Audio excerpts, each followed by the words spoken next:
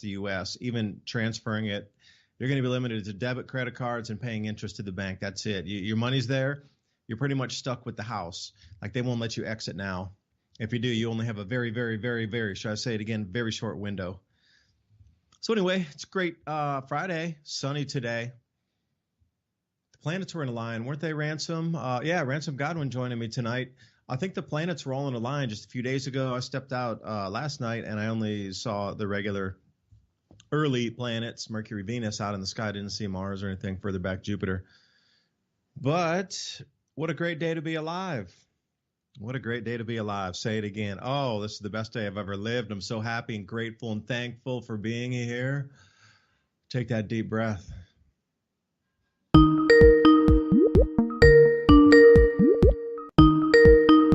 Oh, I need to Ransom. Sorry, man. I need to add you into the call. That was rookie mistake. My bad on that.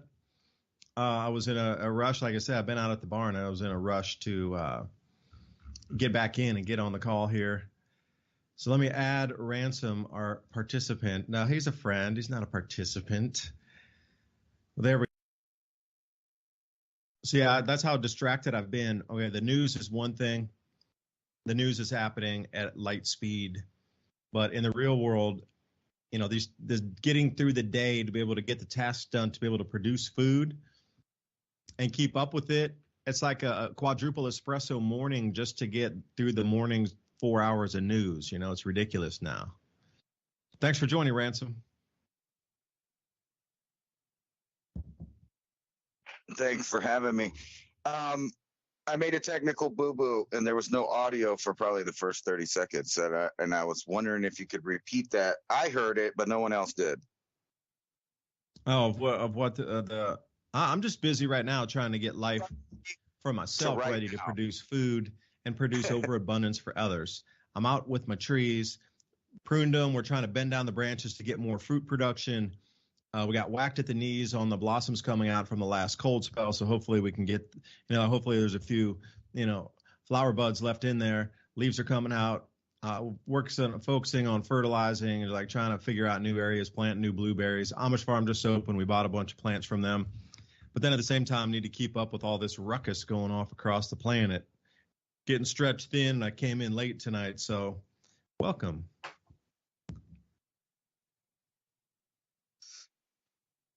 Yeah, you sent me that link to that lake, and I've been watching that for probably, when they started talking about that it was going to flood. And I bet a lot of people that live around here, unless they're or around there, unless they're really old, didn't even know that there was a lake there. And the fact that it's above sea level, so whatever has drained off in there that can't drain off now it's just going to be there. Yeah, that's Tulare Lake for those of you. Tulare Lake in California. And you could imagine, they're talking about it's going to be around, throughout the winter into next summer, but they're assuming that more rain doesn't start coming as a new pattern. They're completely assuming that it's going to dry up like it's been for the last couple decades, but they may be wrong about that.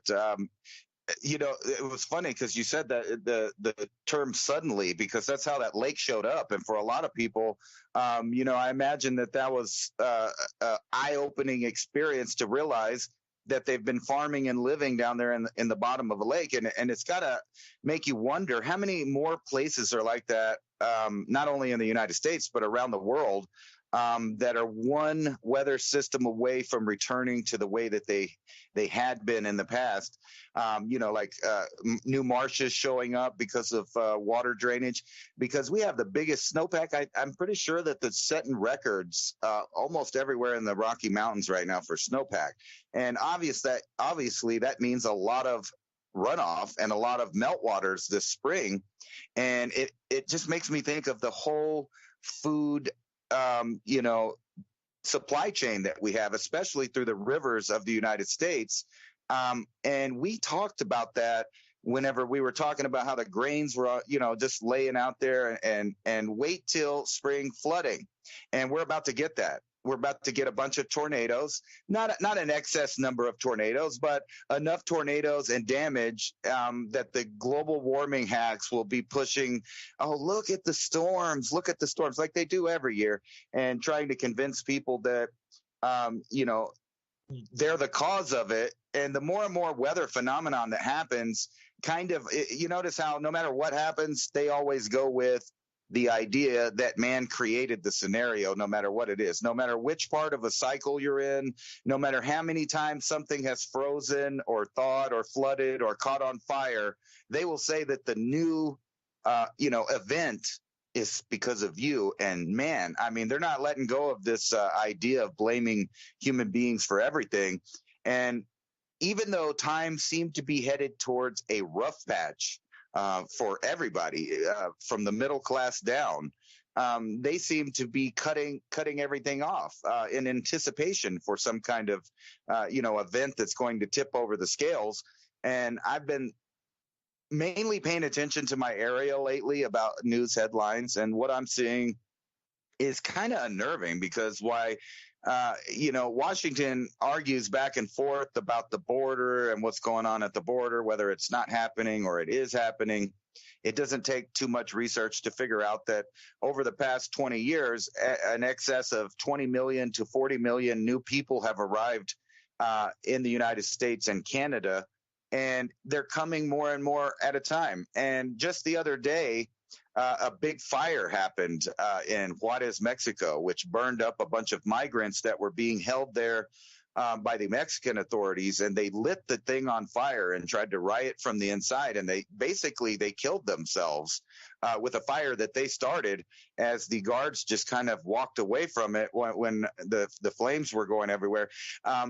But if you lived in the local area, you probably didn't hear about it. So like if you lived in El Paso, you might have heard about it. But if you live in any of the surrounding communities, you probably didn't hear about it, because the local media is not showing you what's happening just 50 to 70 to 90 miles, depending on which town you live in, where there is a war zone going on. And thousands of people a day are trying to rush not only the border checks and just push their way in physically, which doesn't usually turn out too good, but under the bridges, they just walk in and they're greeted by the Border Patrol because they were told to do that. So they just let them in. And it's just the idea that any of these little towns in the area are going to stay stable when millions upon millions of people are coming in.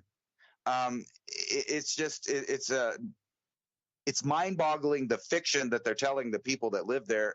And meanwhile, we're seeing a war zone develop right over here while everybody's paying attention to everything else. And I kind of wanted to get to the distraction idea for you, because something's happening in excess speed right now, in my opinion, because that's why they're throwing all of this stuff at everybody. You know, I'm sure you saw what happened in Tennessee because you live there, and that was dominating the news one way or another. They're pulling the news using events to pull the heartstrings of everyone on every side of any idea, at the same time as the stuff, this television show of the Trump. Yeah, it kind of reminds me of his show that he had, where he was like, you're fired. Anyway, they just continued that show on, and they're going to keep doing it. So in the backdrop behind the war headlines of Ukraine and arresting former president for the first time in history, you got to know something big is happening behind, the soap opera like headlines that are across any news outlet, including the ones that are supposed to be giving you, not so distributed information, I've noticed have toned down everything, and everyone is scared about the censorship. And not only the censorship, will you be thrown in jail for some of the ideas that you're having? And then I'm sure you've paid attention to this, the ban on TikTok. And when you look into that, that's nothing more than another opportunity for our own government to find out how they could spy and track everyone. And then we have to deal with food prices just climbing seemingly for no reason. And with all of the stuff that I learned from you about markets and food, which I want to let you get into, about how everything is just decreasing. So the bubble, so to speak, of the food, stability across first world nations is inevitably about to pop to at least concern some of the population if they're not concerned about some of the other things that are being hidden from them. Well, the distraction you're seeing currently, I can try to sum it up for you. I mean, this is my opinion. The USDA has finally come out and admitted in the year 2021, we did not grow enough food to feed the planet. That overall, as an average, we had to dig into the carryover stocks of the planet and pull from those reserves because we did not grow enough food 3 years ago, 2 years ago, 1 year ago, and we're still at a deficit for wheat and other grain commodities that we, for the third year in a row, did not grow enough to feed the planet, pulling into the stocks continuously. Now, I will say it again, as we come into late July this year, which is just a few months away, you are going to see the all-time biggest, most scariest, unbelievable ozone destruction and runaway catastrophic ozone depletion event. That is going to, it's not just going to spook the world. It's actually going to downright frighten and terrify the planet as to how much UVB radiation will strike the ground. The crop losses in this is going to be staggering in an already depleted world where we don't grow enough food. That's just a couple months from now. We're coming into the planting season as we speak, and now the farmers are starting to look for their supplies and their farm inputs. Now you have to think about from the year 2021 to the year 2022, all farm inputs tripled across the board. They hit all-time record prices for everything in the farm ag space imaginable. And I'm talking about inputs, not the food. The fertilizer, the potash, whatever it is, the DAP, the ammonium phosphate. Well, there's so many of the phosphates, the herbicides, the different pesticides, the Roundups, the cornerstone, whatever they're using. Because all those chemicals came from the same factories used natural gas from Europe that got shut down. This year, it's going to triple again. The farmers are out looking for their fertilizer, and some of these prices they're throwing in the towel. They simply can't afford it, and the crop insurance won't cover that until it gets to a certain maturity before crop insurance will kick in. So a lot of farmers aren't willing to take the chance on paying even a 2 or 3x increase from last year to the all-time record highs prices coming again for all farm inputs. But the crop insurance from the USDA, again, does not cover them until it's planted and emerges. So they need to take the risk of catastrophic flooding across. Here we got Utah breaks the state largest snowpack ever. The Pareto Dam, also in California, going into that same lake system that we were talking about a little bit earlier.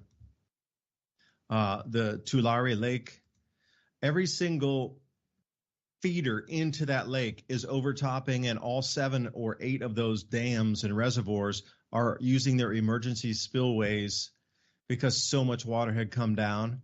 That's why the lake's filling up.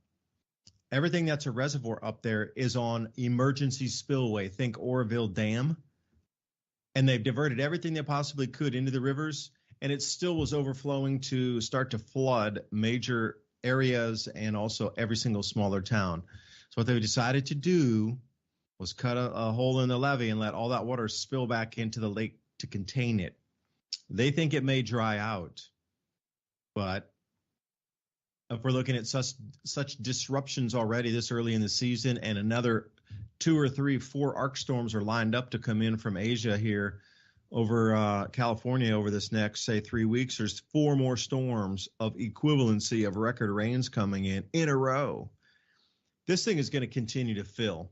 I watched the most amazing, deep dive into it. Blanco Rio, who I'd followed from the Oroville Dam days, he pulled up some maps, and the last time the dam was filling this quickly and reaching peripheral areas of where is that? 1876. So I'm going, that's a long time back. That's 150 years back. Nobody's prepared for this. A huge amount of crops has grown in this dried up lake bed.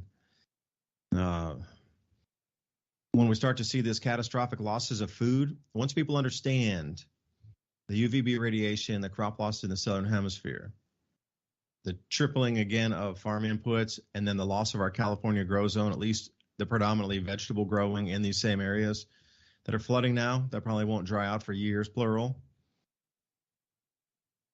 You need a distraction from that. So as Ransom and I had talked about, they were going to pull the plug in demolition of the economy. Okay, that's in play as we speak. So you know you're getting close. There's only two things left that can happen. Okay, the continued implosion of the economic system is going to distract you from the food shortages and the non-availability of food. Now, so far they're framing it as there is exponentially rising food prices because of the war, this, the drought there, this, that. Once the world understands, and I say this, like people are starting to wake up to the economy about that. Just the average person is waking up to the plight of the economy. When the average person wakes up to the plight that every single year from this point forward, we're not going to grow enough food from the planet, and we are pulling out of the carryover stocks for the last 3 years in a row because we couldn't refill them. And at some point, that goes to zero. And after that, really, is all you grow is all you get for the year. There will be no more pullout from carryover stocks because there will be none.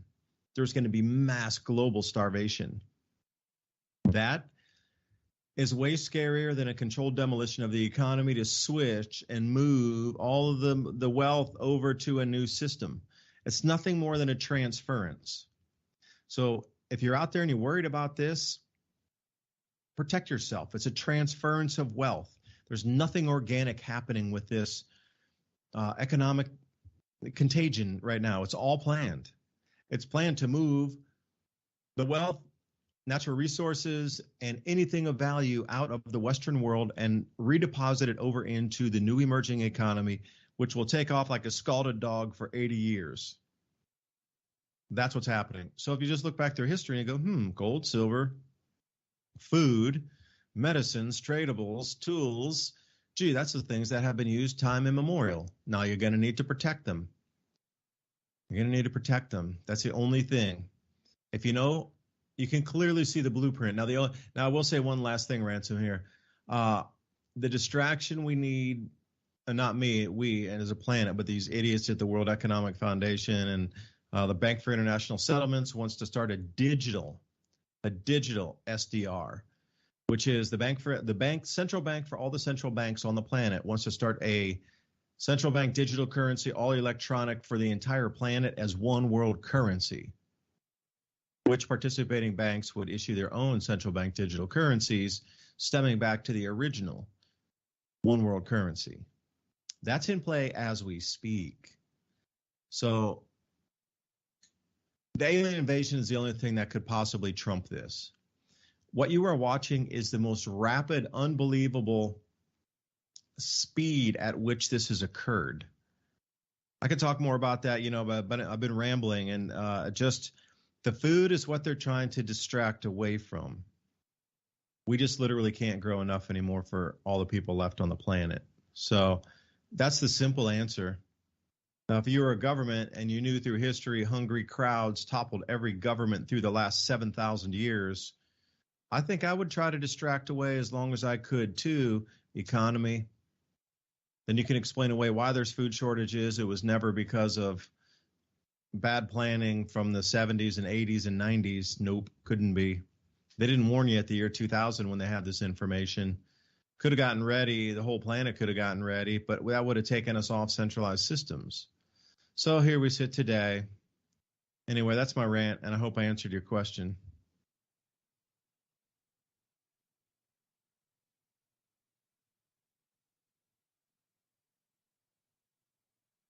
Well, Ransom, I'll wait for you to come back again here.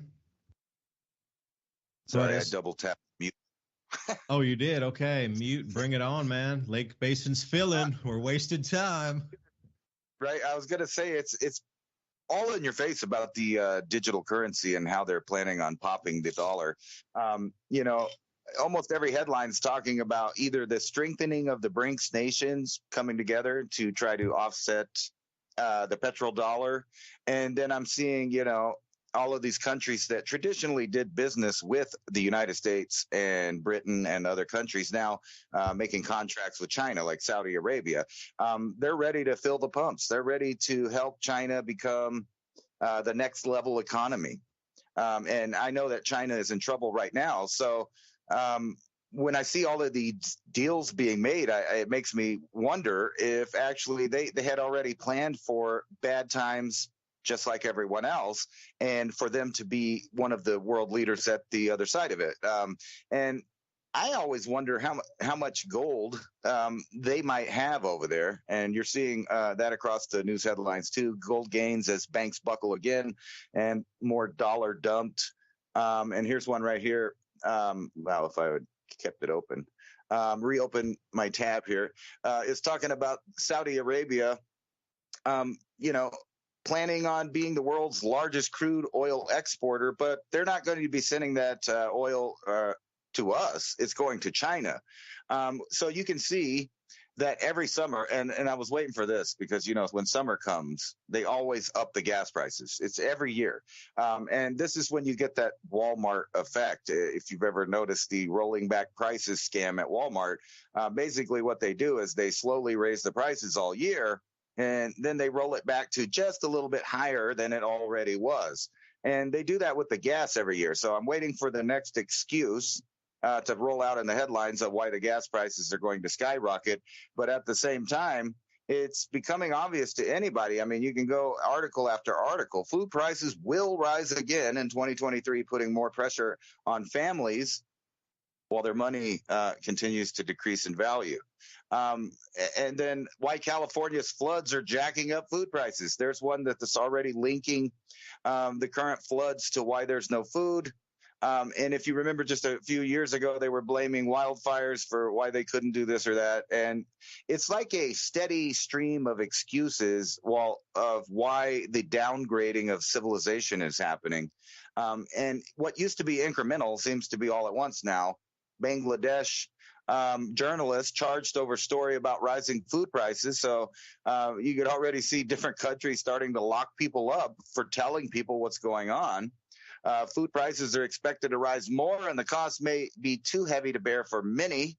And always in every single one of these articles, which I'd like to get to, is the climate crisis. And they're saying it may undo last century's achievement in curbing extreme hunger. So they already have this ready to roll out, why that humans ruin the earth. And now, you know, every storm and every tide and every, hot day that's a degree over any record somewhere, they'll be shoving it in your face as proof of why you can't eat and why you can't turn on the lights and why your money's not worth anything. While they build this new system that they're obviously about to transfer all of the wealth over to, and that's why you keep seeing banks failing.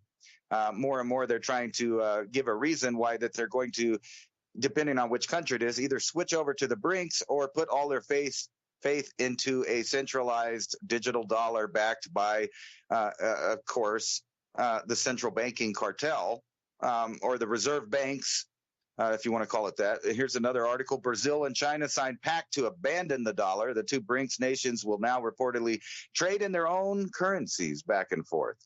And you see this across the board. So is the petrodollar or the American dollar ready to finally pop?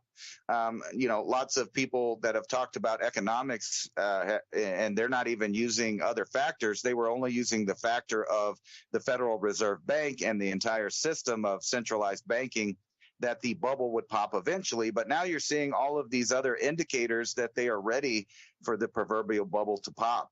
And then what happens to people's savings and the worth of their money? For all of those people that were planning on retiring or doing this or that, they're going to find out that their money is not going to go as far because basically the wealth of the wealth behind the money is being slowly transferred or turned off completely by obvious design. And I'm wondering at which point will people stop paying attention to the kind of fake left-right paradigm, fake wrestling soap opera type news and information, and start actually thinking about ways to combat obvious planned attacks on the food for everyone. And I'm seeing it, everybody fixing their houses and putting money away, and I actually think that's quite a good idea. If you have a large amount of disposable income saved up and you're at the right age, why not go ahead and build you a homestead? And while you're doing that, go ahead and update the style of living to where if the lights turn off or the money's just worth nothing overnight, you're going to be fine because you've already, invested in lots of seeds and ways to grow food where you could just walk outside and get some food, even if it's food that the masses don't recognize.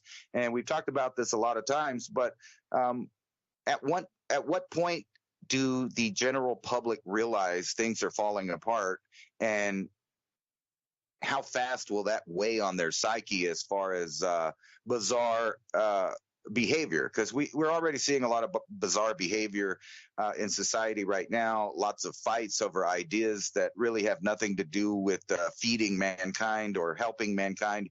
But those are the debates that fill 100% of the time and the mind of the masses. And, while I'm over here thinking about how I'm going to plan out an entire summer of food and where I'm going to put it, how I'm going to put it, how I'm going to make sure that it's safe and all of that. Other people just don't have that on mind. And they think that their jobs are secure too. What happens when all of the government employees that work for the government, which is a large portion of our population at this point, can no longer draw wealth from the middle class? What happens to that? That's a lot more hungry mouths to feed. And we generally just think of poor people. But what about all the people that just don't produce anything?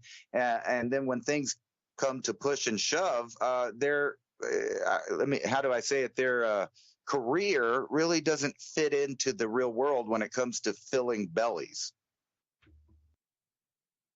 Yeah. What would be good skills to have to be able to fill your belly? Because I'll just tell you from my own, I'm putting some extra accommodation out on the farm because I want to start getting some people out here. But if you are, at one of the professional levels of a career and you've never lifted a shovel, unless you're investing, then you have nothing of a skill that we would need. The only thing we would need was be more finances to build more and buy more tools and, like you say, solar panels and these kind of things to get ready for power outages and be able to be self-sufficient, have more people living out here to be able to, provide security for us. But the skills we're going to need are vast and many. Think 1860s, pioneering lifestyle. If you're a blacksmith, welcome. If you know how to do woodworking, I'd love to have you. If you know how to do woodworking and you know how to garden, sheesh, he'll feed you up and you could stay forever. It's like these kind of things are going to be the skills that will take us through. You don't need anybody with the warning of another deposit run here. So Barclays Bank is the next one that's having a deposit run. And I saw all through the news the last 2 days about banking CEOs blaming the people for taking their money out. Bad mismanagement of bank. But see, the culprit is the American person who had money in the bank. They moved their money out so quickly. How dare they? Because it's actually not your money. You're an unsecured depositor in the bank. So please remember that. You don't own that money. You give the bank your money, and they classify that as an unsecured loan, which they may decide to pay or not pay back. You gave them the right to hold their money in your behalf. You have no claim to it. You have a claim to it unless they say no, and then you're stuck with the house. And all you can do is use your credit card and pay interest. You can never pull it out, and you're just going to use it until it dwindles to zero. And they'll probably try to charge you a fee to turn off your credit card. Barclays is another bank run happening as we speak. So the more bank runs they are, because everything's happening so much faster now in real time, Now, I get it, what they're trying to talk about. Yeah, people can move money out so quickly with the flick of a finger. You can transfer $1 million with the press of a button in 5 minutes. Why shouldn't we be able to do that?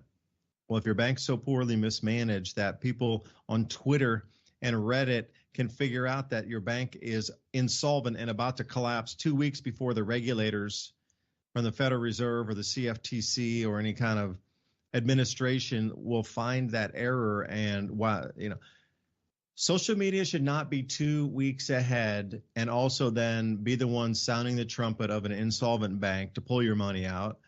The people at the speed of light that are following these conversations, pull your money. I think you should. Get it while you can. You realize that they're not going to give it back to you. So now what the whole talk is limiting what you can pull out of your bank per day. That's called capital controls. Think of Cyprus, because I have a friend of mine, Constantine, who I chat back and forth with, and he is from Cyprus. And he was telling me all the stories of the day. He's like, David, I tell you, I could only get 20 euro out sometimes, some days. Sometimes they would raise it to 40 euro, but I could only, a very wealthy person, very professional, trades metals, and was limited to 20 euro a day to pull out of the bank. That's the kind of things that are happening. Again, it's all because there's not going to be enough food. And, gold, you mentioned gold, like how much gold does China have? Currently, everything that is publicly reported go 4x. A multiplier of 4 should be a pretty good indication of what the China holdings are. Most people put 4x on what the public release is. Now, when it comes down to the U.S. dollar, as more and more countries go away from using the dollar, that money is going to start flowing back here to America. It's all going to come back in debt back to us as an individual holder of the whole in America. So you're going to have to eat the inflation or the devalued dollarness, if there is such a term. The revaluation that I've heard seen spoken about seems to fall into one of these two numbers, 100 to 1,000 times.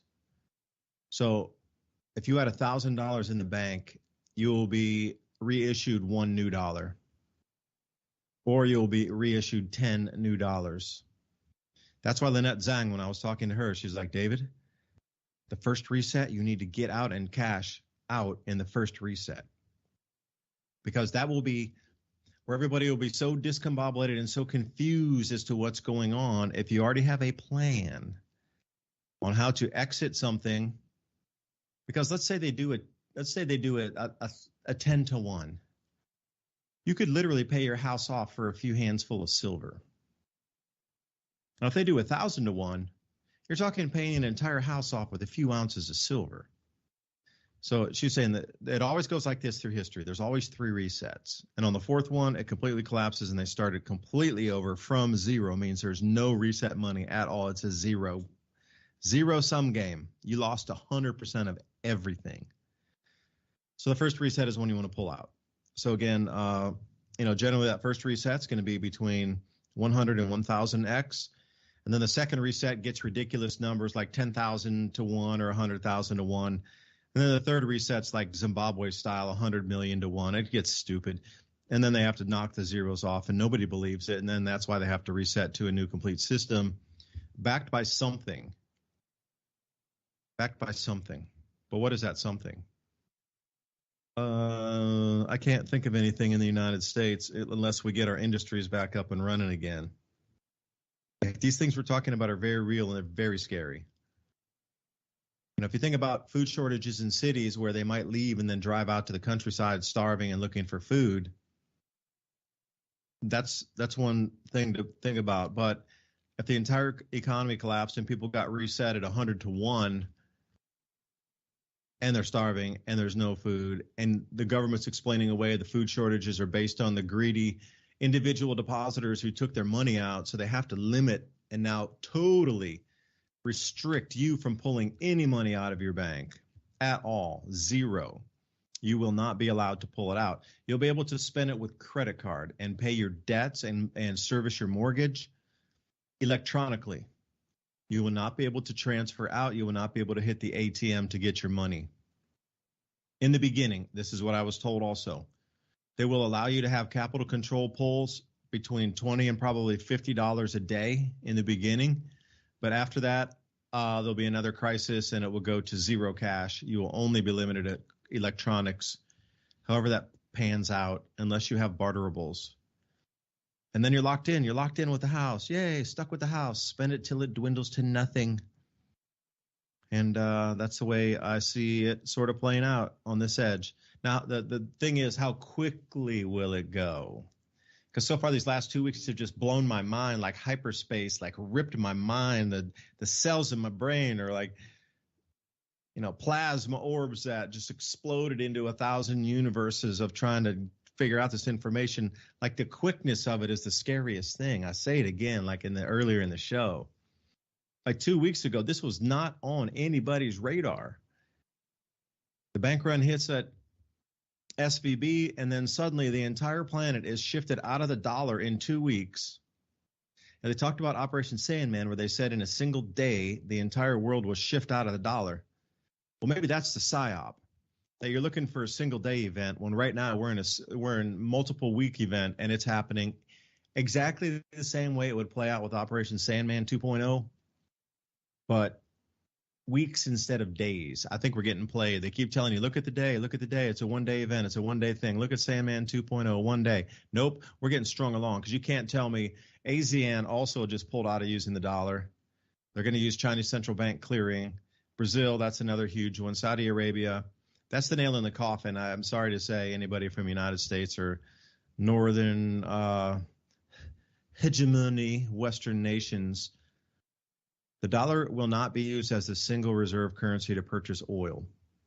That was the only thing that kept the dollar strong, was they were forcing the rest of the planet at gunpoint to use dollars to buy oil. That luxury is gone. So we're going to come down to fair value for the dollar, which will probably come in probably somewhere between 1,000 and 10,000 to 1. Some people say higher if you count in the derivatives. At that point, you're looking at 100,000 to 1 million to 1. So even the millionaires would come out with a single dollar at the end of it. So the numbers are absurd. But anyway, they're going to scrape every small saver's cash. They're going to limit your withdrawals. They're going to blame you because you pulled your money or wanted to pull your money out of the bank. And that's how it's going to roll. So solutions are, again, got to get ready to grow your own food at the bare minimum, because Barclays is happening right now. It's a second deposit run ongoing as we speak. So isn't that nice? Happy Friday. You sure you don't have room out there for somebody with the gender studies degree? I mean, I could help you guys figure out who's male or maybe wants to be female or female and wants to be male while you guys are working. And I can take pictures with the little sickle and the hammer for you guys, for advertising purposes. So everybody knows that you're diverse out there at the ranch with all those carpenters and technicians, building a little side civilization. I'm kidding. And then you wanted to take the house and farm just because you're you, right? Yeah, that's right. Because I deserve. No, I have a feeling we're going to have to deal with a lot more of the I deserve people in the coming times. And they're going to get smoked out here. Well, yeah, but they're going to be around, and you saw them chanting. They're chanting everywhere. There's for this reason or that reason or the other reason, but none of those reasons ever have to do with anything meaningful for mankind. Excuse me. Humankind. No, but my point is, I am reducing your social credit score. If that when they roll that out, they'll probably just give me a -20 already. I mean, I have a little. You're starting off strong.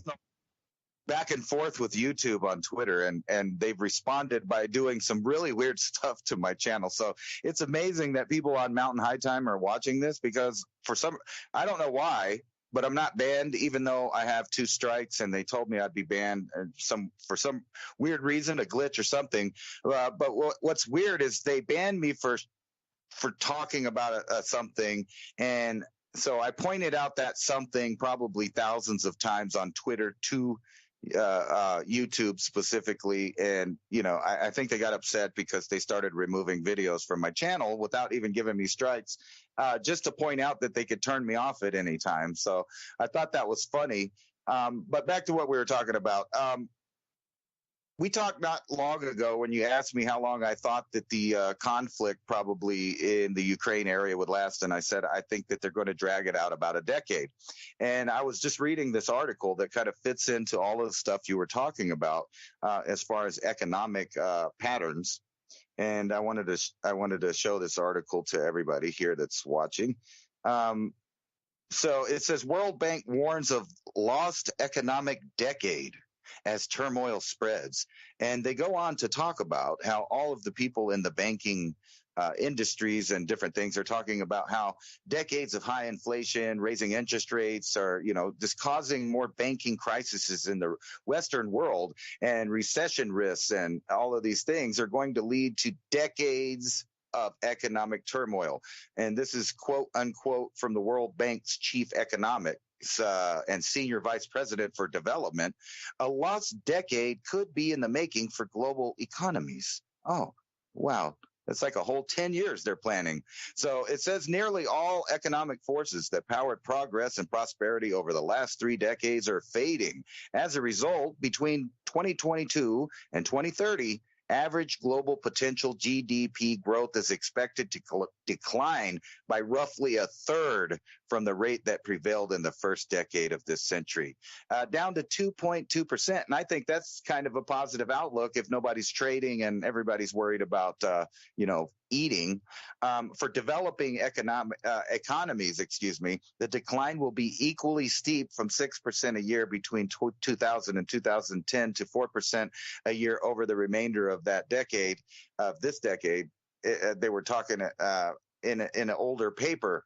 And it's gotten a lot worse. So now they're talking about literally the whole world declining its GDP by at least a third. And that's kind of a positive outlook. And then bringing up back to what you were saying, you see countries across the board signing pacts to abandon the dollar, which means that, eventually our money here will be worth nothing and the buying power won't be what it used to be. Ironically, when I was a kid, I used to go to Mexico across the border and buy alcohol and buy clothes. I could go over there and say, I want a pair of jeans that looks like this, and they would make me like 5 more pair of them at a third of the cost or a tenth of the cost. If I wanted custom, anything, I could go down there and get it for really cheap. And then at some point, when they started the new trade deals, I think it was NAFTA, shortly after that, violence started happening about who could make the money there along the border. And then it got to the point where now, when you go to Mexico, clothes are very expensive. Food is cheap. Clothes are expensive. And then people are coming from Mexico over here to the United States to buy clothing because it's cheaper. And I think that trend's going to continue until the United States realizes that we don't really make anything. And we're basically a third world tourist spot.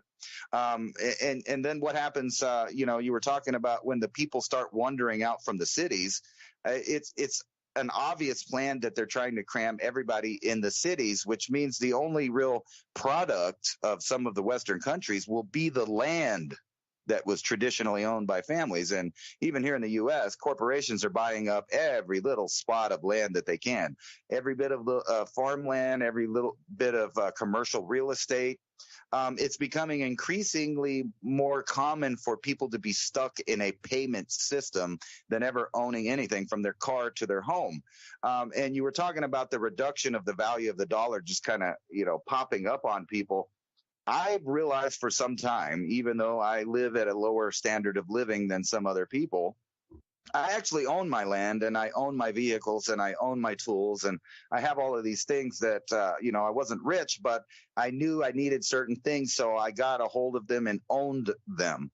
Now I can go driving around in an upper middle class neighborhood where they have $1 million homes. And I have a little laugh at the fact that a good portion of those people are still living on credit and borrowing. Their car is not theirs. They are leasing it, or they're making payments on it. Their house is the same way. Either, they are renting at a really high month-to-month rate, or they're making payments on that home to own it because they didn't actually have the money to afford the standard of living that they're trying to perpetrate. All of those people are going to be in the same boat as all of the poor people when events like this happen. Not only will they not be able to get food any easier than the rest of everyone else, but they won't be able to get to their money that usually gives them a step up on everyone else. And not to mention, if you've been paying attention, repo rates are at an all-time high like they've never been before. People are not paying their payments now, and the repo guys are out in force. Matter of fact, I saw one down the street snag a brand new truck from someone while he went inside to get a Coke. It was kind of hilarious because he came out and, he just saw it driving away and just kind of rubbed his head because he couldn't do nothing. Guess what? That guy probably is going to have a hard time going to work now. And he's going to have a hard time coming up with even more money. And the fees from the government are not going to go down when the standard of living for everyone becomes harder to deal with. Instead, they're going up. Like just here in New Mexico, all of the fees that allow you to drive on the roads, own property, licensing, etc., all of that's going up. And at the same time, there's no jobs for anyone. But don't worry about it because they're opening up dispensaries on every block. And also Planned Parenthood. So not only can you sit around and not have a future, but you can be lethargic while you do it. Now, I'm an advocate for the plant. I like the plant. It's got a lot of uses, but it seems ironic to me that the legalization finally had some leeway at the same time as the economic situation is going to collapse. And I see people giving away every dollar that they got because they really don't have that much money and they work at a job that's probably not more than minimum wage, and they're spending a portion of their check on that. So it's become the new liquor store, and the entire environment in almost every little town, at least where I live, is the majority of everyone is poor. And they're never going to own land, and they're never going to do this. So what happens to those millions of people, like you said, when the food runs out and they don't really own their property or their property's been taken away by the bank? These people are going to be increasingly volatile and feel like that they've been robbed, even though they kind of helped perpetrate the system that's collapsing because of behaviors that we do. So there's a lot of blame on, say, the American people for the way that things are turning out because we've allowed this incrementalism to destroy all sense of sovereignty and rights. And when it comes down to it, I don't think that the powers that be are going to worry about your human rights or your constitutional rights when it comes time to start acquiring resources because things are bad. In other words, I have a feeling that there's going to be massive repossessions of properties. And I kind of was watching that at the beginning of 2019, and I was starting to notice that there was a trend where more and more people are getting kicked out of their homes, and then the bank owns it, and then the people that replace those homeowners are home renters. And the same goes for businesses, small businesses and stuff. Most of the time, they don't own the business, the property, actually, that they rent every month to do it.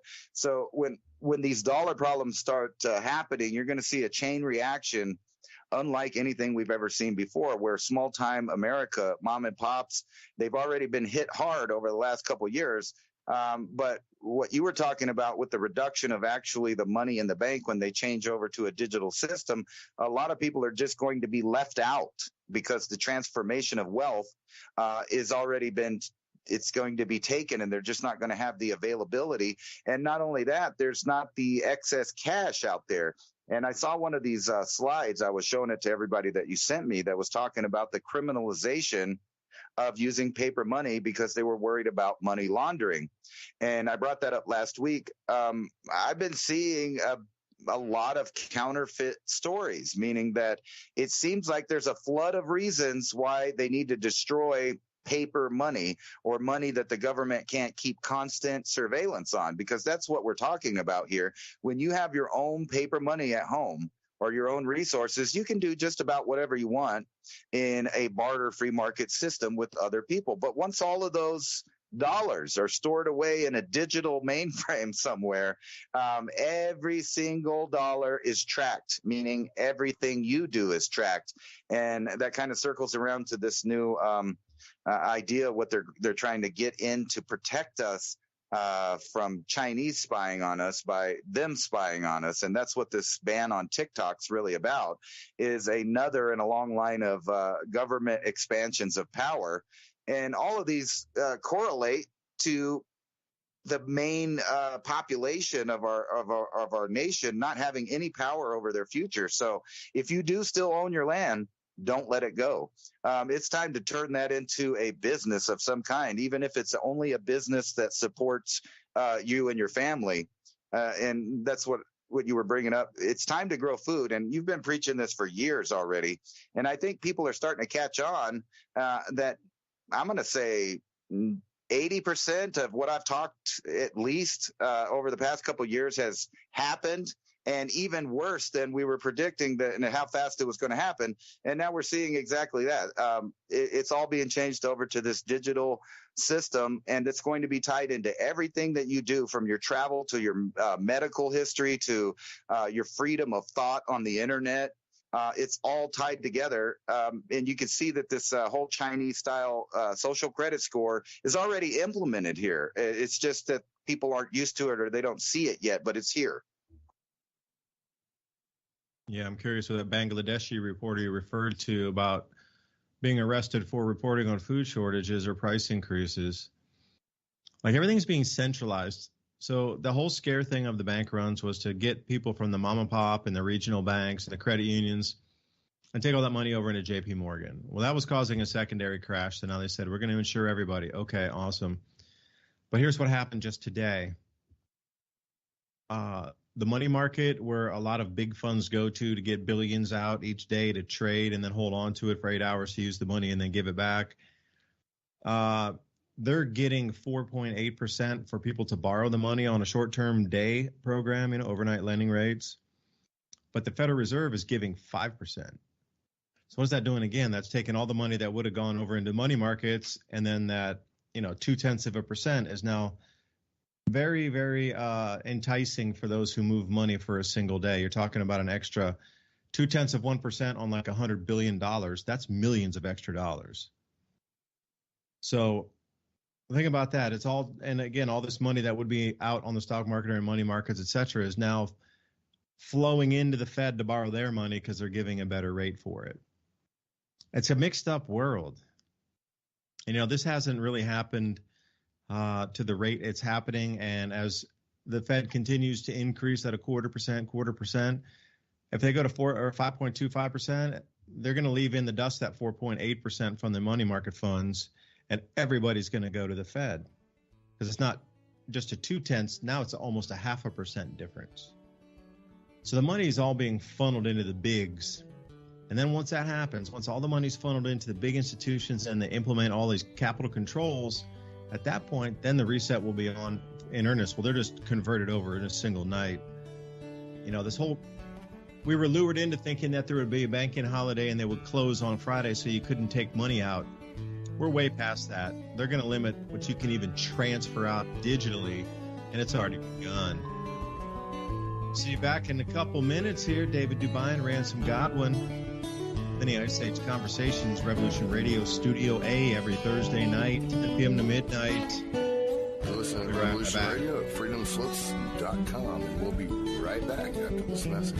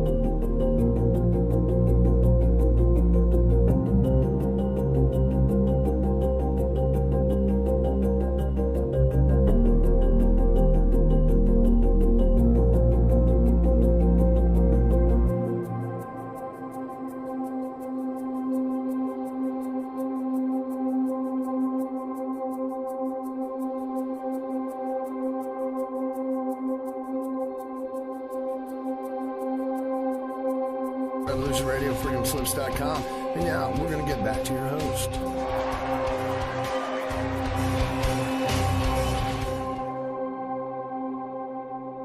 And welcome back for the second hour of Mini Ice Age Conversations. I'm David DuByne, right here with Ransom Godwin every week, trying to keep ourselves informed, and we're trying to share this knowledge with everybody else because we're all in it together. We're going to need solutions together. So let me talk here about the Amish. I just got their newsletter. They actually print it out and mail it to you in an envelope because we're part of their Food Buy Club. Last year, they were really thin a lot of times. We haven't been going in, some time, but it seems like the food's back on the plate there because they were trying to allow the cows to rest because they're going to give birth, and they wanted to make sure the mothers had enough milk and they were not being milked. So what are you going to do? You're going to have to try to find an alternative food source. So I'll read you some prices, and then you see if this is in line with your supermarket prices. This is from the Amish farms, and you'll find a lot of buyers clubs and butchers clubs, this sort of thing, if you look for them. Non-GMO turkeys, $4 a pound dressed weight. So that's a good one. And then they have 200 to 300 pound pigs available, and those are $2.05 per pound. And what do we have here? 40 to 70 pound lambs. And what do we got here for the lambs? $3.65 per pound. And they also had some beef here. If you're going to get a 500 to an 800 pound cow, you were going to spend $2.35 per pound live weight.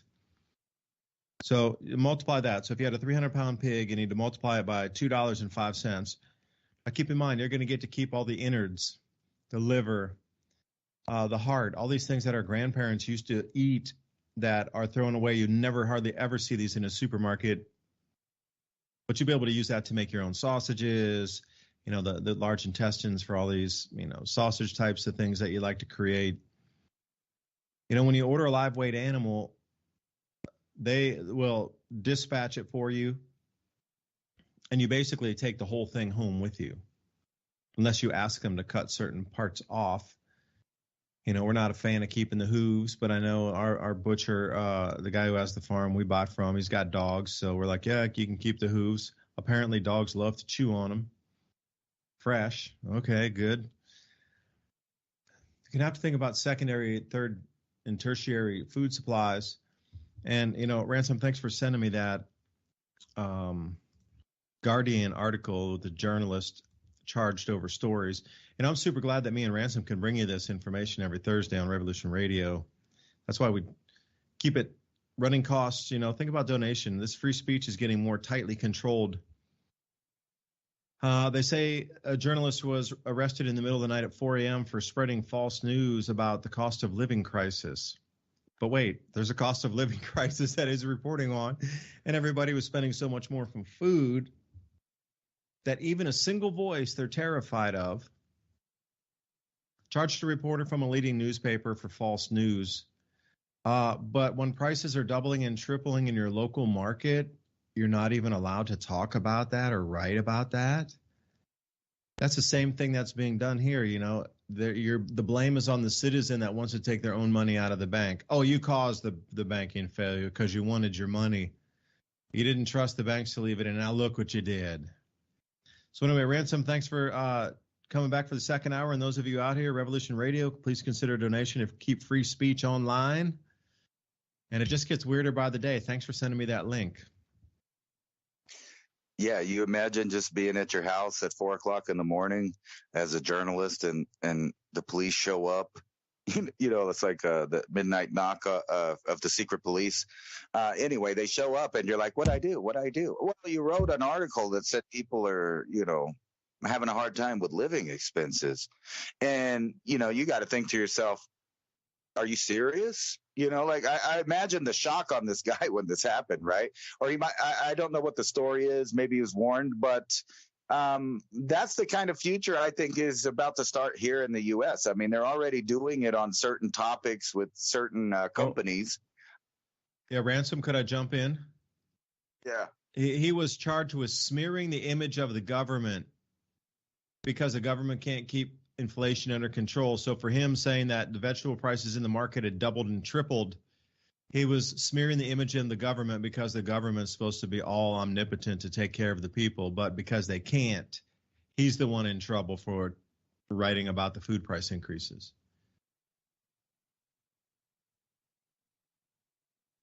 It kind of makes you wonder what, when I was saying that last week, that basically you can say anything you want in media or the social media companies or any of these platforms, unless there might be, in my opinion, this is just my opinion, unless there might be some really serious things going on and a lot of truth to what that topic is, because it seems like you'll strike a nerve if it's the exact thing. So it makes you wonder if you can just go ahead and track what you need to pay attention to by what's not either what's not being reported or who's being shut up and what are they trying to say.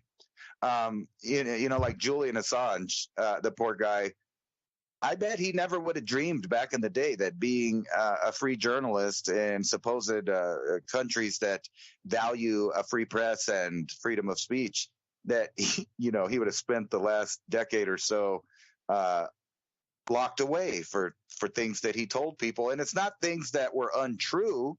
It was the exact same thing as what you said. It embarrassed the governments of what they're doing. And right now they're being busted colluding with tech companies to suppress certain information about certain topics. So, in my opinion, this is just my lowly opinion as a peasant, but if you're telling the truth, it doesn't need to be censored. And kind of like Ron Paul said a long time ago, that if you have a good idea, you don't need to push it by force. So it makes you wonder, why the climate cartel, if you want to call them that, always tries to get involved with the country's governments to enforce their opinion on what's going on. And I say opinion because, I'm not a scientist and I don't have a degree at anything, but whenever I hear people telling me that the ocean's going to rise by the time I'm an adult, and then I'm an adult and I notice, well, the ocean didn't rise, but they're saying, well, wait a minute, it just hasn't happened yet. It's a little delayed, so it's going to happen when you're 40. Okay, I hit 40.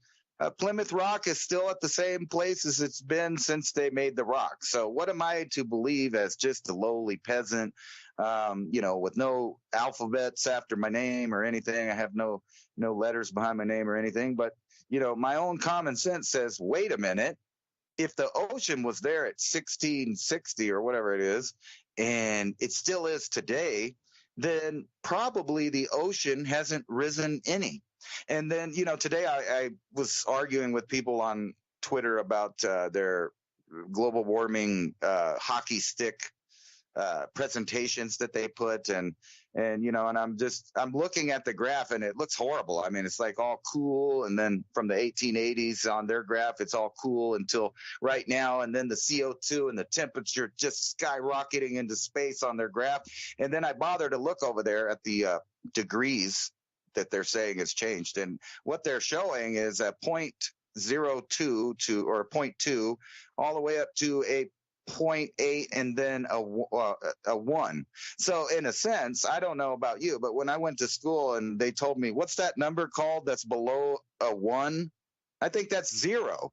So their graph basically shows a net gain of 0 degrees warmer than from 1880, yet they're using this graph as absolute proof that mankind is destroying the planet and we're all burning up. Well, how can you even quantify the number 1 and 0? Are you sure it's not 4? Because in my world, it can be 9. And, I can't believe you're going to bring the whole number thing up again. Didn't you know that you shouldn't ask a question and just believe the graph that was lowered in temperatures? That spike from the 1930s had been edited out. Well, until they got caught with the ClimateGate emails. Yep. We have to realize all that warming was coming out of what you referred to for the 1640s, the Maunder minimum. The coldest it had been in the last, 800 years. And it was coming out of that cold period, the coldest in 800 years. And we were coming out of that. And that's where you see those temperature rises coming in the 1800s. It dropped off for a sliver there in 1815. Not only did Mount Tambora erupt in then 1816 year without a summer, but the Dalton minimum was also ongoing during that time, which lowered global temperatures about 8/10 of a degree. And that was another natural cycle. And then from there, then it started to warm up. So we were already at a way negative anyway. I mean, you look at the medieval warming period, and it was, a degree warmer average temperatures than there are today. And anybody but would like to dispute that, I would like you to go to the GISS. That is the gold standard NASA data set for the Greenland Ice Survey Project. That was the gold standard above gold standards for global temperatures based on ice core data. Going back, 400 some thousand years. It showed the medieval warm period was warmer than today. And I just don't know how, even with that GISS model still out there and the original data that they showed, they didn't drive temperatures and drop them. They used the correct temperatures, but nobody in the academia world seems to want to reference the GISS ice core data set for temperatures and CO2 concentration. I just wonder why. But while you were talking there, Ransom, I sent you a little armband image here, and also I was reading through the article while you were talking, just quickly skimming it. Now, I want to go back to the Bangladeshi reporter. This is super, super, super important for us to understand what happened to this guy. He was simply interviewing people in his local market. He's a journalist. He's walking around. High food prices. And it's a well-known thing. Since the middle of 2022, Bangladeshi food prices have skyrocketed. Because our local currency has fallen drastically against the U.S. dollar because of mismanagement and embezzlement. So he was around interviewing people in the market, and one laborer, quote, what is the use of this freedom we have in Bangladesh if we can't even afford the rice? Okay, that was a direct quote. See, I see how the government was scared because that quote got out, and then one rice farmer was saying, hey, man, we're backs against the wall. We can't afford the rice. Why do we even have this freedom? We need to fight for it to get it back. So by him quoting somebody at that, laborer level in Bangladesh that can't afford rice, that spooked the government to say, well, what if there's 10 million of these other same people, and they start to get the idea that they're all in the same boat and they can all work together.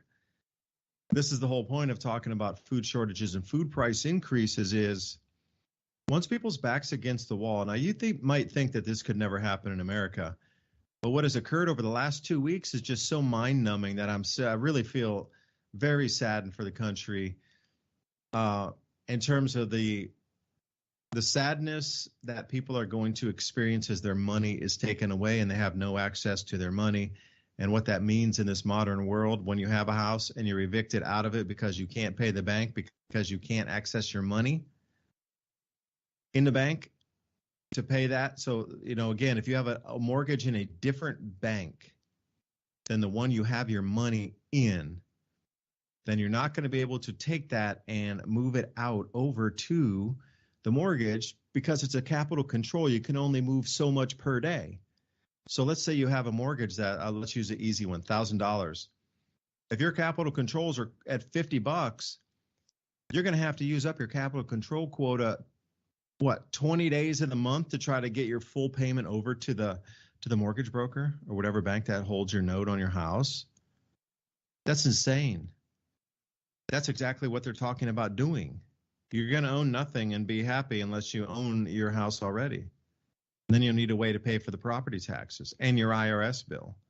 Like you can just see how the IRS might come swooping in and go, we don't care. There's an economic collapse. 1,000 to 1 plus, you owe us back taxes on the original amount from last year.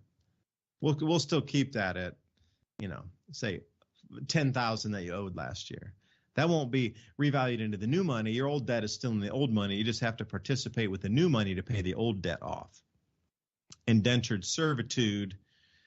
Welcome to the plantation, because that's where we're all headed to right now. And the whole division of historic, references and whatnot, the whole thing is to divide everybody so nobody can come together during this time. That's another distraction that we're all seeing here. But the cost of food soaring in Bangladesh, yeah, and the new privacy laws and oh yeah, the TikTok law. Well, they can take down anybody for any offense. The way I read it is just so broad for anything on everything at all times about anything. It's basically what's written in the paragraphs, literally, and I kid you not. You got to read it. It's just mind blowing that the way they write for anybody for any offense of talking about anything, and even preemptively, if they think you might, they can still take action against you because they think you might communicate with somebody, use a VPN, have a discussion. If they think you might do that, they can still charge you at that time, just like the Minority Report. This is all coming together. We've talked about this, and I can't believe the speed at which it's moving. The speed is just itself something to behold. How fast the economic collapse is coming in tandem at complete censorship on the net and being able to, like, you give you that midnight knock based on the censorship, based on the TikTok law. All at the same time, you're not going to be able to get your money out. So you're going to need to grow food. We can talk to her blue in the face about it, but let me see here. Wait a second. The Amish also sent this. Here we go. If you have different ailments with your body, just tired and whatever. So let's go to the herbal soak. They give you these different directions for 3 different soaks. So every Amish household has a bathtub. The herbal soak, may I read to you, for those of you out there, please take notes, and you can listen to this rebroadcast on so many platforms. Thank you, Rumble, for joining tonight. BitChute, welcome. Vigilante TV, what up? Jeff, I know you're up at the ranch. Yeah, there seems to be a signal now. Jeff Berwick took off to his ranch too, and I'm not going to say the other person because I don't know if I could tell that they're up there. But there's been a fair few people that are putting their go bag in motion right now that are in the finance sector. And also I had a discussion with a guy that I know who might be running for office, so I won't say his name either, over in southern England. And they have started a community, and they bought a bunch of farmland together with a group of people. But one of their major investors in their farmland project was a banker themselves that they know since they were kids. They all grew up in the same town. But he came back and he had a meeting with everybody at the farm. And he's like, if y'all have any money in the bank, you need to get it out now. And that was yesterday. So it's happening in the UK too. And then Barclays Bank going down. So we're going to need all these different kind of things to help soothe our bodies here. So the herbal soak. Take one half of a cup of each of these: thyme, oregano, basil, lemon balm, peppermint, sage, eucalyptus leaves. Now these are all dried. Pack it in a 6-pot quart with a cover and then stew it for 20 minutes. Then add 1/2 cup of salt and 1/2 cup of red wine vinegar or apple cider vinegar and pour it into your warm bath water and soak in for 30 minutes. Now for me, that's a lot of ingredients. 1/2 cup of thyme, 1/2 cup of oregano, basil, lemon balm, peppermint, sage, eucalyptus leaves. I could see that. Those are very calming. Now we have a detox soak also.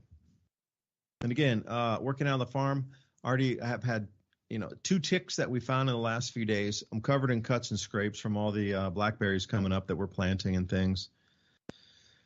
So my, I'm cut up all over my arms, and you always got to wear safety goggles and things when you're working around dust because you're just going to get scratched on the face. Fill your bathtub with water as warm as you can possibly get it. Add 2 cups of Epsom salt for every 10 gallons of water. There you go. That's a super easy one.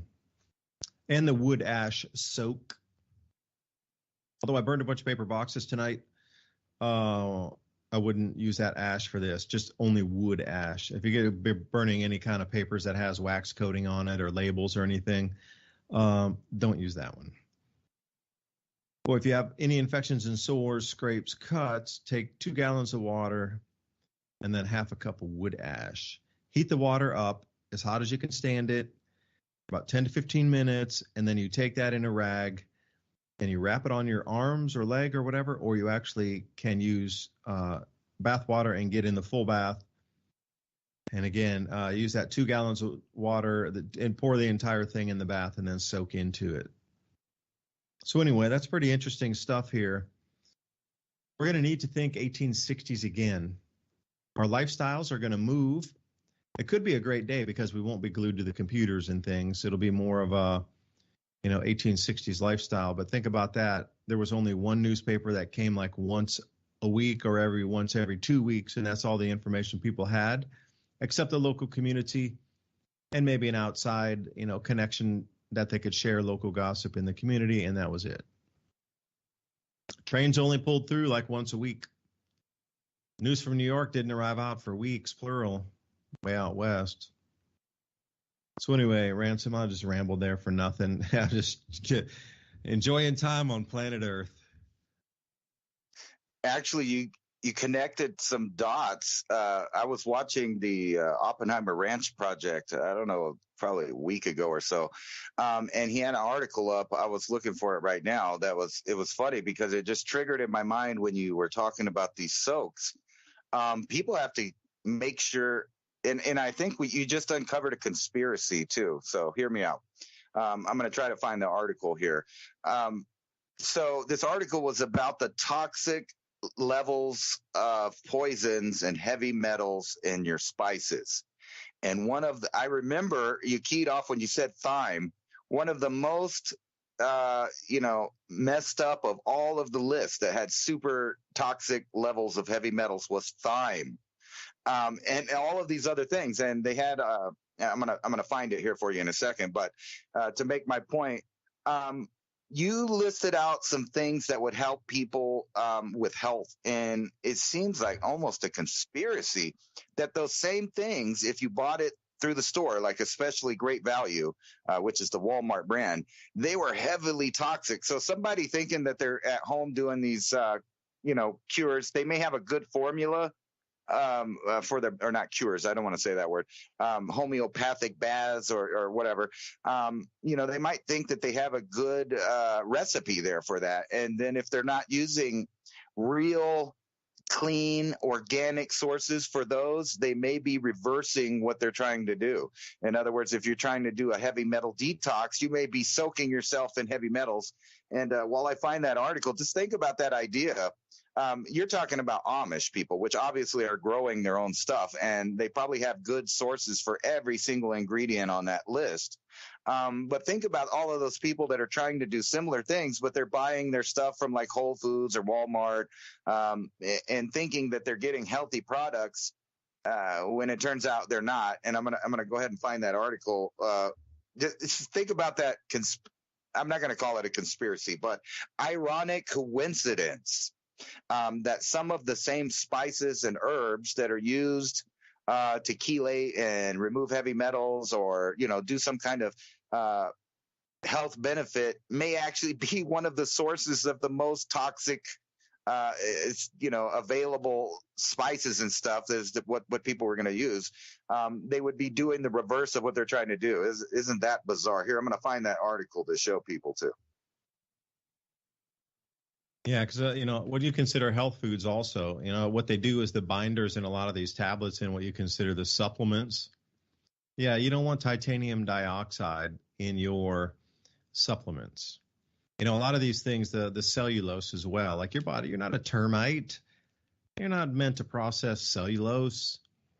I mean, you have to look at all the ingredients as well that are in the tablets for the binders and things. If I look at the back of a bottle of a supplement, if it has any more than unless it's, Rice Bran or something like that, and no, I was back on the shelf. Because they put 6 or 7 things, 8 things in there just to hold it together before they even give. And you never know. My friend used to do, this is way back in the 90s, though, I'll tell you. A friend of mine was a natural herbalist, and this is in the 90s. And he was telling me, oh, dude, we can't even use this stuff from China. It's way too toxic. So I have to find American or South American sources for the different herbs that I'm using and all the blends of things. That was in the 90s. Can you imagine what we're getting now? Everything just grown anywhere and thrown into a bottle that appears healthy. Mike Adams did a comparison of Moringa oleifera powders and products, and he found most of them contain lead. Unless you're growing the stuff yourself, it's just there's going to be contaminants in it.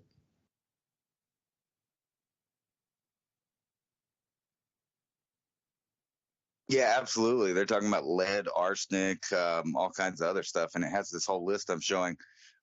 Simple organic basil, right? And they're looking at it. And this is from the Consumer Reports list here, and it's showing all these things in red. Um, they have one company like Simply Organic that got a green check mark. But when you go through this list, they're talking about black pepper, basil, and these are common ingredients to a lot of foods. Chili powder, seemed to be good, except for the Walmart had a red dot. The red one indicating that it has toxic levels of some of these things in it: arsenic, lead, etc. Coriander, excuse me, cumin. I mean, Well, the that's a list goes huge on. one. Curry Yeah. powder. Full uptake. Um, yeah, where was it? I was looking at the thyme. Thyme is the worst one on the market. Even the organic brands have multiple red dots on them, meaning that they're even worse than everybody. These people, Happy Belly, that are selling on Amazon, they got 3 red dots. They're not one of the brands that they showed has a green dot on it. And it goes on and on. And, you know, a lot of people are taking turmeric for different reasons. And they have probably 5 brands on here that get a green check mark, meaning that they tested them and that they didn't have stuff in them. But then all these other brands here with multiple red dots. So just think about what you were talking about, you know, making home remedies and just the eating, the consuming of these. Oregano, none of it on the market is clean. It's showing it, and red all the way across the board there. Nasty. So if you're not getting your, you know, herbs, spices from good sources, you're kind of defeating the purpose there. And that's something that we don't bring up a lot, is that growing your own spices at home along with your food. Well, I mean, we do bring it up a lot, but that's just as important as anything, is just having jars. Like last year, I grew a bunch of cilantro, which is great for supposedly helping remove heavy metals. And I realized if I just let it sit there until it died, and then or clip it before it's dead, and when it has the good flavored leaves on it that taste like cilantro, because when you let the plant grow a little longer, the leaves change, it has a different flavor, and then all the seeds pop out. So you can grow several and let the seeds you know, pop out all over it, and you'll have like 2 or 3 jars worth just from a couple of plants of coriander spices. And then you also have the ones that were good flavored, the cilantro leaves. If you cut those, let those dry, you could just rake them right off the plant and make a powder that tastes fresh, as if it was just cut up. And we've used that for cooking on several times. But you could have jars and jars of this built up, and it's really easy to grow.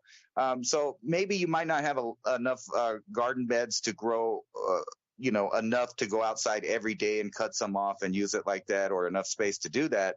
However, if you're not using it and you just keep saving it in jars and jars, you know, by the time that you actually need resources to eat, you want to fall back on some of the stuff you prepped.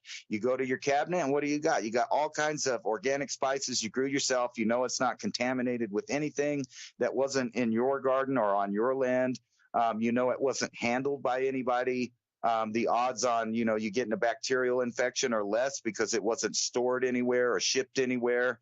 And then, you know, also the flavor for your, you know, if you make spaghettis or, you know, putting squash and tomatoes and peppers in something for like a zucchini dish, any of that stuff that you would be saving in jars, you can throw those spices right in there instead of having to rely on store-bought toxic ingredients for your foods and, you know, all your herbal remedies. I mean, think about that. We really got to be aware of all of these things, and that's part of cutting back and getting away from the control grid as any other part. And it's the main part, in my opinion, because if we can control at least the majority of the food we eat and control at least the majority of the chemicals that we intake, you have a better chance of regulating your own health without any help from outside sources. That requires you to have seeds. So let's talk about seeds for a second here.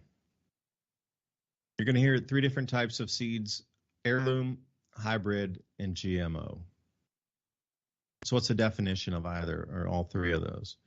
Well, heirloom seeds are open pollinated seeds, which means they're naturally pollinated by others around them. They haven't been changed or altered in any way, shape, or form. It's like the original. After the ark, they put the seeds in the ground, just grown naturally since then. Unaltered seed strains, true to nature, pretty much true to type. What you plant is what you get from the parent seed. All right, that's the original, if you will, the OG of seeds. Then we have hybrid seeds, produced artificially by cross-pollinating related plants. Now, generally, these plants wouldn't get together, but for these purposes, they grow them together and cross-pollinate them artificially with a brush or whatnot. Usually, they have a little bit improved characteristic over the heirloom varieties. You know, they're more resistant to drought, more resistant to whatever, infestation from bugs. Maybe they, crossed it with a variety that, some sort of weevil or whatnot doesn't like, or beetle borer or something like this. Then we have the GMO, which is artificially altered by changing the DNA of the plant. Unrelated genes, not in our ecosystem ever, brand new thing, typically modified, and definitely not from nature.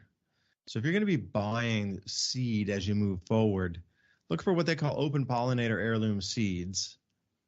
And if you can't get those, the next best would be a hybrid. But the hybrids, a lot of times you can't save that seed to grow it again. Now, it'll turn into a seed. It'll go to seed. Your plant will go to seed. When you try to germinate the following year, those hybrid seeds, a lot of times, I'm not going to say all the time, but a large percentage of the time, they do not germinate. That's the whole point. They don't. They're meant not to. So you have to go buy a new seed pack. Heirloom seeds, they've been growing for thousands and thousands and thousands of years. That's the whole thing. You grow it, you save the seed, you plant it next year. You save about 25%, a good ratio.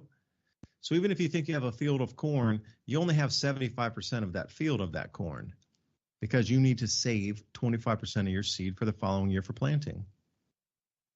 And it would go with anything, whether it be the cilantro, you got to save those seeds. More of the grains, what I've been talking about, the oats, the buckwheat, that's a good one. Buckwheat, by the way, if you get it early enough, like I think somewhere around the first week of May, we'll get buckwheat in. It'll come up, it'll come to seed head. We'll cut that, and then it'll grow right back, and you're going to get 2 turns on that. Now, a lot of people around here grow it for animal fodder, and they don't wait till it goes to seed, and then they just cut it, and it's like a grass, and it'll grow back. And sometimes they can get like 3 flushes, if you will, out of the buckwheat. So if you're looking for green fodder for animals, don't take it to seed, just cut it. It'll keep growing. It's like lettuce, you tear a few leaves off, and it'll grow back. So I thought I would throw that out there, Ransom, the heirloom, hybrid, and GMO seeds. I think it's going to be important. There's a lot of people listening that might be first-time seed buyers, or the first time you've heard this and go, uh-oh, seems like everybody else is talking about growing food. I need to too. So what are you going to go to buy in a store is the question. Actually, I have the Berkey seed catalog and the Burgess seed catalog here with me today. And I also have the True Leaf Market seed catalog. And I always get the seed catalog sent to me because I order from all of them. So all of them send me the seed catalogs every year. I bought a bunch of tobaccos this year because I have a registered farm in Tennessee, so I'm able to grow tobacco. So I'm going to try my hand at tobacco. And you know what? Note to self, I need to get the Indian Sacred. I got the Wyandotte, the Aztec, and the Rapa Nui tobaccos. Super high nicotine content, like 18%, will rock your head. They only ever used it very sparingly in ceremony. They didn't smoke it like, pipe tobacco or any kind of tobaccos that has 3% nicotine. But I'm looking at it as growing my own pesticides and having it tradable because people smoke for the last 10,000 years. I don't smoke. I'm not a smoker. I just don't. So I'm able to not delve into my own product and trade it, and then also turn it into a chemical that's used in farming. So anyway, butterfly and hummingbird plants, white milkmaid plants would be a good one. I'm trying to look at the ones that are also flowers, that are also pollinators, that you can also eat And then at the later on in the year, you can turn them into some sort of medicinal. So when I purchase, a lot of things need to have this same, like hibiscus is a good one.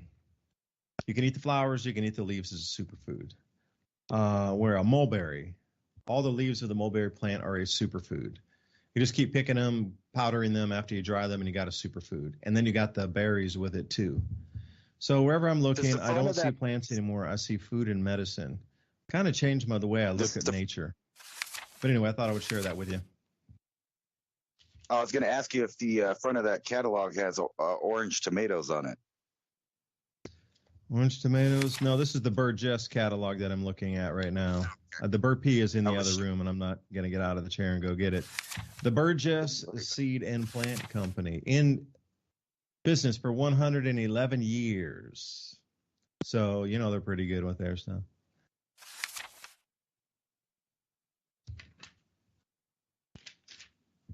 Yeah, I've been going out of my way for at least the last 3 years to collect every heirloom seed I come across, even if I don't even plan on, planting it. That's another whole thing. That's a big barter thing, and especially when you get into times where it's hard to get things. It's almost like having little bags of gold, really, right? I mean, having different kinds of vegetables, flowers, and things to be able to trade with other people, especially if you don't particularly like a specific food, but it's easy to grow where you live. You can grow that food and easily trade it for other kinds of food that you do like to eat. I mean, because it happens every year now that I've got into this. I have a bunch of seeds, like little crates full of seeds that I've collected. I started with only a little tiny box that had heirloom seeds of different kinds in it. And I just started planting those and then collecting seeds. The first year was just about collecting seeds. I grew lots of okra, lots of corn, lots of everything, and just collected all the seeds more than we ate it. The second year, I had an abundance of everything. Like I had a whole tomato jungle, and I saved every bit of those seeds because I knew that most of them were most likely hybrids, because the year before that I brought home a lot of free tomato plants that were like the little burpee tomato plants that you get from Home Depot and other stuff. I got them late in the year that year because they were all going to throw them in the trash. And that's one thing I think that people should be looking out for this year, is all of the little come-ups that other people aren't looking for. And that's damaged plants, damaged seeds, things like that. You can get them from the stores, and they're just going to throw them out most likely. So if you know someone in the store, definitely you tell them, hey, if you're going to throw that stuff out, let me have it, especially if it's seeds, because you can use those into the future at any time. You don't have to grow that this year, but just having the access to it for future growth is very important, in my opinion. Yeah, because as you were talking, I popped open the sweet corn page here because, just going through that hybrid and open pollinator and this sort of thing. I don't see any heirloom corn varieties here. They're all hybrids. And then I found something here called an enhanced hybrid, the ambrosia variety of a sugary enhanced hybrid. So again, I was able to get Indian corn from the Amish last year. I got purple, and then I got yellow starburst. That's it, 2 varieties. But that's the original corn that was, like in Mexico, bred to become what you consider the yellow corn. They had crossbred it, sort of in a hybrid manner, but it was in a more natural fashion where, they found 2 different fields or whatnot and put it together and grew it in a controlled environment. And sometimes the seeds popped out a certain color and like, oh, that's great, I'll keep that one. And again, they grow true to color from the original plant if you have heirloom seeds. But even in Berkey, I just don't see it. Everything that's here on the corn, every corn is a hybrid corn. There's not anything from heirloom original, except, you're going to have to go around October and Halloween and get that corn. The real super dry corn that's a pretty colors. Like I say, you got the purples, the reds on it, the oranges, the starburst. It's like funky little colors all mixed into one. Like the ones I bought from the Amish down there, The entire ear was that really dark purple corn. There wasn't even a single different kernel in the entire ear. And that's what I would buy. Like the Starburst corn, that was it. There wasn't even a single color inside that entire ear except for Starburst color. Like, Les Paul, I did Starburst. It's exactly what it looked like on each kernel of corn, like a Starburst electric guitar. Wow. And the tomatoes are no different. I don't see any heirloom tomatoes here. So wherever you look, even if you're going to buy a lot of these seeds, you're going to have to wonder if you're going to be able to regrow the following year. So how much seed do you really need then? I had a seed exchange with a guy who lives near me, and all of our stuff was heirloom.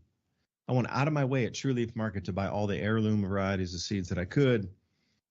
And last year we saved a bunch of seed, but is it all going to pop out, or what's the germination rate going to be? I don't know. I'm on the continuous quest, like yourself, Ransom, to continue to buy seed. So I have like the most ridiculous seed collection of things from Asia veg. We got and anybody out there, I've been looking for GAT seeds, KHAT seeds, and it's calendulous. Let me think about this here for a second. KHAT seeds. Let me see what it is. Oh yeah, Katha is what we're looking at there. Khat, KHAT, comes from Yemen, Ethiopia, or Kenya. Apparently, you chew on the leaves, and they have a very mind. It's not. You don't get. It's not anything about psychotropic or that kind of getting some buzz on it. For some reason, it's like a modafinil, but in a leaf from a plant. So it looks pretty cool. I've been trying to find seeds for this. Apparently, the seeds are not illegal, but as soon as you grow it and there's leaves on it, then the leaves are illegal. So I'm like, what? Are you kidding me? Oh yeah, Katha edulis, CATHA EDULIS, Katha edulis. Oh yeah, like education. All right, my bad. My Latin's rusty. Excuse me. From the Roman days, it's been 1,500 years. Excuse me, I have to get back into my books. Katha edulis. I mean like the education, right? Because this thing apparently will allow you to explore your mind in a non-high fashion, to just let it roll, and huge productivity, unbelievable conversations. Like the mind opens up. It's a connector back to source, but in a way like modafinil does it. So maybe that's why it's not so, but it's in a really warm climate kind of area. We need a huge drainage on it, and they eat a lot. They drink a lot of water, but you need a lot of drainage, really well-drained soils, because it's grown in sort of like Middle Eastern, sandy kind of more loamy soils. So if anybody out there who knows how to get a hold of a few of the seeds, I'd like to have them for my collection. I would never, ever grow them for the leaf. I just want them to have them in my collection. Katha edulis seeds. You got any of those there, Ransom? Got seeds? No, I don't. But what's so funny about that is I had a friend that came back from Qatar, and he brought me some cot leaf, and I chewed it. And the experience is like, you remember that? I forgot what the movie was, but where the guy took the pill, the Limitless. guy showed up and gave him, Limitless. So the chemical that's in the cot leaf is similar to that idea. It speeds up the messages from your body to your brain. And in your brain, it also speeds up the messaging going around. So when you're having thoughts, it's a stimulant, and I wouldn't compare it to other drugs. It's kind of like you said, it's its own thing. But I don't know how to explain it. It's like you're stimulated and you can think really fast. Maybe it's an illusion, maybe it's not. But from what I've read, it does indeed speed up the messages in your brain. And that brings up another topic, not just growing for food, but growing for other uses. This year I plan on growing a lot of morning glories, or 4 o'clocks and stuff like that, because, for obvious reasons, the bees love them, the hummingbirds love them. But, every once in a while, some of these plants produce some cool compounds. A lot of the nightshade plants make certain compounds, and I'm not telling anyone to use the compounds, but like you can. There's other sources for things like DMT that are not illegal. And you can grow them. Now, I don't know about, like you said, what happens, like which circumstance they turn it into a crime or not. But I know that you can have certain flowers around that the seeds may or may not produce some of the compounds you may or may not be looking for. And then that goes back to our medicine cabinet discussion. All of these different things that you could just have growing around in your herb garden. That the pharmaceutical companies are basically making medicines out of. I'm sure if anybody out there still watches cable TV or antenna TV, because I get on there once in a while and just turn it on. I don't really watch it. It's kind of in the background, but every once in a while something comes on there that catches my eye. And last night we were joking around because I had it on antenna TV, and I swear every commercial that came on, I thought, I need that. There was one to get rid of my belly. There was one to make my hair grow back. There was one to get rid of my sciatic pain. And all of these are just like little inventions that people made. That's, this, that. But what also comes on is commercials about, cumin and what's the, I always forget the name, the one that fights cancer and stuff. I was just talking about it a minute ago. Yeah, turmeric. Like there's thousands of commercials now about turmeric. It helps you do this. It helps you do that. Buy from us. Right. And a lot of us have already been paying attention to that stuff long before. So even the pharmaceutical companies are trying to make profit off of the unique things that happen from certain plants, and they know about it. They've known about it a long time. The whole thing is that they want to make something to sell you that you could just grow yourself. That you could just have yourself. And the whole idea that people are so different than they used to be, because I keep going back to this blissful idea of when I was an ignorant child and I used to go visit my grandfather that lived in Arkansas. Now, although he didn't grow anything except for blackberries around his property, and the reason he grew those is because it wasn't to eat them. He grew them there because he knew the chiggers would accumulate right around the blackberry bushes. And he knew that if people came to start picking on stuff on his yard, they'd get a bunch of chiggers and they wouldn't want to come back. It was kind of like oh, you don't. That's security. For sure. It's a little security thing. Man. That's the most worst itching bite you've ever had from any insect ever. Oh, you wouldn't wish that on your enemy, dude.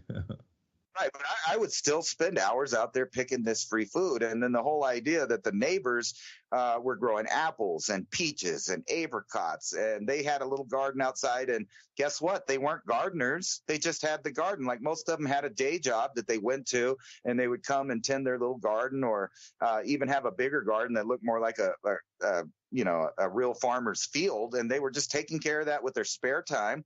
And they were growing enough food in abundance that they constantly gave it away to the poor people around them, which I might add was me. I mean, I was so happy when one of the neighbors would come over and give my grandpa this big, bag of squash and tomatoes and cabbage and all of these other things, potatoes. I remember when I was poor as a kid, I seemed to eat the best, healthiest food ever. And I never went to the doctor. Nobody ever took me to get my, shots, and we'll leave it at that. So I never had any of that. I just grew up on organic food that people were just growing in their thing in the summer. And then I would come back to where my other grandparents lived here in New Mexico. And then that was the world of boxed food and stuff. So it didn't take me long to realize that real food tastes good. It makes you feel good. And the stuff from the store, not so much. I hear you. Now, I'm going to tell you my morning glory story. What's the story? Not really, but I got this book, Plants of the Gods. Now, I had this book when I lived in Hawaii way back in the 90s. So I had this is a very old book, but it's been reprinted and expanded the edition. Anyway, inside the book, it shows the different plants, and I also have the Encyclopedia Pharmacopoeia as well. That shows you the sacred healing properties, hallucinogenic powers of all these different plants on the planet. Well, this one, Plants of the Gods, goes into the ceremonial usage as well as how to prepare it if you find the plant. So anyway, morning glory was super easy to find. In Hawaii, it grew everywhere. But you're looking for the purple flowered one. This is the one that has what you're talking about, the active constituents and the lysergenic acids and alkaloids that you want to get that. So you take the seeds and you crush them and you leave them in water overnight. You can do it in a tea bag or anything you like. Drink the water, and, you know, I didn't know what I was getting into, but drank the water. Maybe about a half hour later, I threw up. And I tell you, I saw mountains with my vision, but I could see flies on a tree about miles away. That was the craziest thing. Like, the eagle vision that it gave me was the most, I can't even really describe it in words. Like, it's hard to even explain. Like, it just kicked on after that half hour, but boom. And it was as if my vision, I was an eagle, that I could see anything I looked at in the really far distance was suddenly magnify and come really close to me. And then I could, within that frame, look deeper into the frame, and it would magnify and come even closer again and again and again. And as soon as I wanted to stop the frame and look at what the picture was, it would stop and allow me to look there and check it out. But, you know, and I'm talking mountains, miles and miles away, and I swear to you, I could see a gnat or a fly within the trees of those mountains at that distance. It was visually, it was the most, I can't even, like I say, I can't describe. It was the closest to being eagle, of having eagle vision of the most incredible vision of any animal on the planet, whatever species that is, whether it be bird or reptile, fish. At the highest apex of visual acuity of any animal on the planet, I attained that using that purple morning glory. It wasn't so much like a, you know, tweaky high or anything. It was just more the visual thing with a little bit of light head. But I was so surprised. And those morning glory grow everywhere, and you just have to crush the seeds, particularly the purple one. And again, you know, morning glory is a great ground cover if you're into that, but be careful. It can get away from you. And once it starts growing roots, by the time you rip it up again, if you don't get every single root out of there, it'll start growing again. That's the same with a lot of plants, though. If you don't get every little bit of root out of that, it's just going to come up with a new one. Hey, thanks for the link. What's the link you sent me there? Yeah, that's it. The Plants of the Gods. That's exactly the same link. And yeah, I also bought the encyclopedia that goes with it for pharmacopoeia, thinking that, you know, it's important to know all the plants around you. Not only the, you know, the edibleness of it, but the medicinal uses, and then also, you know, the properties that have been discovered from these plants to allow you to touch our Creator and interact with the Creator on a different level once again. You know, that brings up, you know, a good topic that we don't really have time to talk about, but the education through these books. I mean, we should put together a big list of these books, and I would suggest that people look into getting a PDR, which is a physician's desk reference, which will tell you everything you need to know. This is one of the books that I've had several times. I need to get an updated one, but it'll tell you what every single pharmaceutical drug does, its side effects, its uses, etc. And in combination with books like these, like the ones you were just talking about, you can have a plethora of real world knowledge that you can use for yourself. And not only that, when you, you know, interact that with your gardening, it's almost like a superpower, you know, just besides the fact that the feeling that you get when you have a good crop, when you plant something, you get something, you're expecting it. And you were speaking of those corns. I have that same trip every time I unwrapped a ear of corn. I was waiting for this magical little experience. And every single time I got one with these unique patterns and stuff, because what I've been doing on my land is I've got collections of heirloom seeds, and I've been mixing them to try to get different, you know, traits out of them. Green ones with star, Hopi blue with the star pattern, so I could get, you know, some green plant-looking symbols. But anyway, that's a great topic that we should do on one show, is how much knowledge can you acquire with some simple books? And those of you looking for the mammillaria cactus, remember to boil the skin, not the inner rubbery bit of the cactus. We'll see you next week. Thanks for joining. David DuByne, Ransom, Godwin signing off here. Solution Radio.